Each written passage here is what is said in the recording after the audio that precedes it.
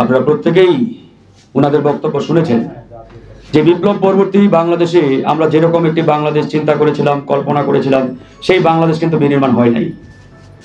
বিগত 15-16 বছর যে ফ্যাসিবাদের দুঃশাসনকালে বাংলাদেশের প্রত্যেকটি প্রতিষ্ঠানকে যেভাবে ধ্বংস করা হয়েছে, সেটা স্থানীয় সরকার থেকে শুরু করে প্রত্যেকটা প্রতিষ্ঠানটি একবারে ভঙ্গুর একটা অবস্থার মধ্যে এই বিগত সরকার কিন্তু নষ্ট করেছে প্রত্যেকটা প্রতিষ্ঠানকে।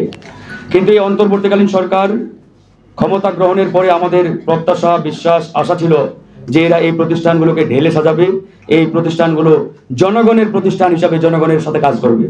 কিন্তু বাস্তবতা ঠিক আর তার উল্টোটা আমরা দেখতে পাচ্ছি। সেটা ইউনিয়ন পরিষদ বলেন কিংবা একবারে সর্বোচ্চ লেভেল আমাদের সচিবালয়, প্রত্যেকটা জায়গায় কিন্তু একই অবস্থা, হযবরল।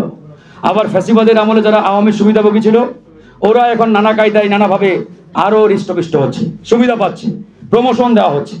এই যে এই বিষয়গুলো নিয়ে কথা বলতে গেলে আসলে ঘন্টার পরে ঘন্টা চলে যাবে আমাদের।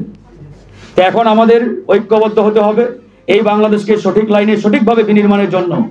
আমাদের আসলে আগামীতে রাজনৈতিক দল এবং যারা আপনারা রয়েছেন, ওই মেম্বার থেকে শুরু করে চেয়ারম্যান, মেয়র, প্রত্যেকেই আমাদেরকে রাজপথে সজাগ সতর্ক থাকতে হবে।